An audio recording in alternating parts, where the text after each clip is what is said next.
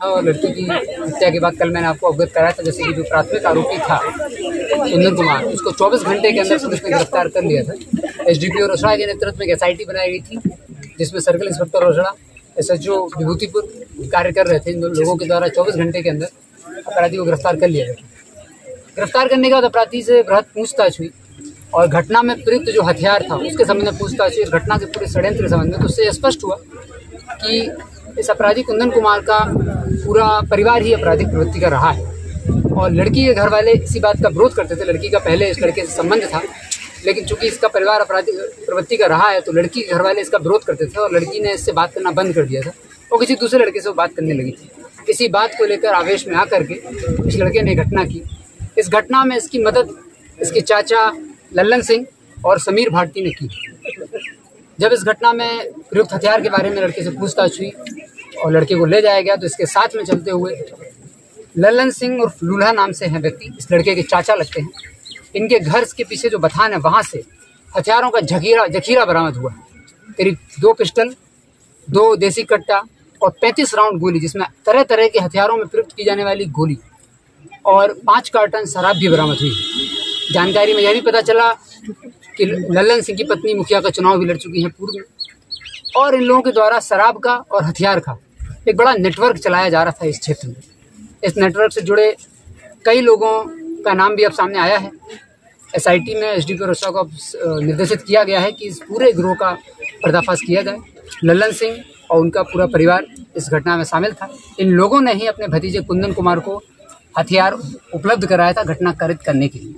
और उसी हथियार से इसने घटना की थी। अब वो हथियार भी बरामद हो गया है। उस हथियार का एफएसएल जांच कराया जाएगा। कुंदन सिंह की गिरफ्तारी हो गई है, लेकिन इसके जो अन्य आरोपी है लल्लन सिंह और उनकी पत्नी और परिवार के सदस्य, वो भी चारों लोग भागे हुए हैं। जैसे ही इस एफआईआर में लल्लन सिंह का नाम आया था, लड़की के परिजनों के द्वारा बताया भी गया था हम लोगों को, तो कुंदन सिंह की गिरफ्तारी की गई और उसके परिजनों का इतिहास भी खंगाला गया। एफआईआर में नाम आने के बाद ही यह भी स्पष्ट हो रहा था कि कहीं ना कहीं कुछ सफ़ेद पोस्ट माफियाओं के द्वारा इन लोगों को संरक्षण दिया जा रहा है। तो हम लोगों ने उसका भी पता लगाया है। विभूतिपुर क्षेत्र के कुछ सफ़ेद पोस्ट माफिया हैं जो नहीं चाह रहे थे कि लल्लन सिंह की गिरफ्तारी हो या लल्लन सिंह के घर छापेमारी से पुलिस को हथियार बरामद हो। तो पुलिस ने कुंदन सिंह को गिरफ्तार करने के बाद उनसे पूछताछ की तो बताया कि लल्लन सिंह ने ही हथियार उपलब्ध कराए थे। तो ये जो पूरा हथियारों का और शराब का इनका नेटवर्क है, ये कहीं ना कहीं किसी संरक्षण में कार्य कर रहा है। जिस व्यक्ति के और जिस सफ़ेद पोस्ट माफिया के संरक्षण में कार्य कर रहा है, उस संरक्षण को निकालने के लिए एसडीपीओ रोसड़ा को निर्देशित किया गया है कि इस लल्लन सिंह की गिरफ्तारी करें और इस पूरे नेटवर्क का पता करें कि आखिर कौन इसको संरक्षण दे रहा है, कहाँ से हथियार मंगाया जा रहा था, कैसे हथियार डिलीवर कराया जा रहा है। किसी व्यक्ति जो कि पूर्व में चुनाव भी लड़ चुका है, उसके घर से मुखिया का चुनाव और उसके घर से 4 हथियारों की बरामदगी होना और शराब की भी 5 कार्टन की गिरफ्तारी होना इस बात का संकेत देती है कि ये लोग लगातार इस तरह का कार्य कर रहे थे। घटना में प्रयुक्त पिस्टल इनके घर से बरामद 3.515 mm की 12 गोली बरामद है, 303 बोर की 5 गोली बरामद है, 7.65 mm की 35 गोली कुल बरामद है और चुनाव में जो पैम्पलेट उपयोग किए गए थे वो भी इनके घर से बरामद हुए। 5 कार्टन जो है टेट्रा पैक लिखकर वो भी बरामद हुई।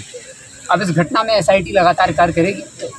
चूँकि इनके आगे शराब बरामद हुई है तो लल्लन सिंह का घर भी तुरंत सील करने का निर्देश दिया गया है और उसका भी अधिग्रहण प्रस्ताव भेजा जाएगा। एसडीपीओ रोसड़ा और एसएचओ विभूतिपुर उसको सुनिश्चित करेंगे कि उनके घर का सील किया जाए और उसको विधिवत जो है अधिग्रहण प्रस्ताव भी भेजा जाए। घटना का पूरा खुलासा हो गया है। हथियार उपलब्ध कराने में लल्लन सिंह और इनके परिवार के सदस्य समीर भारती और महिला की भूमिका थी और भूसे के अंदर बथान में, घर के पीछे जो उनका बथान है, भूसे के अंदर इन लोगों ने हथियार को छुपा करके रखा हुआ था। कुंदन सिंह की जब कड़ी पूछताछ हुई तो उसने पूरी घटना का बारे में बताया कि कैसे वो ताक लगाए बैठा था। इस परिवार का आपराधिक प्रवृत्ति इसी कारण से लड़की के जो परिजन हैं वो लगातार इसका विरोध करते थे कि संबंध ना बने। लड़की ने हालांकि कुछ दिन पहले से संबंध बनाया था, लेकिन बाद में परिवार की आपत्ति का संबंध तोड़ दिया। उसी आवेश को ये लड़का नहीं सहन कर पाया और उसने इस घटना को कारित किया। पूरी घटना के खुलासे के लिए एसडीपीओ रोसड़ा को मैं बधाई देता हूँ और एसएचओ विभूतिपुर को भी बधाई देता हूँ। बहुत अच्छा कार्य इन लोगों के द्वारा किया गया है और एसआईटी के लिए अन्य बिंदु जो निर्देशित किए गए हैं शीघ्र उस पर अनुसंधान करें और जो सफ़ेद पोस्ट माफिया इस क्षेत्र में ऐसे लोगों को संरक्षण दे रहे हैं उनके विरुद्ध भीषण कार्रवाई करने के निर्देश दिए। और सर, लड़की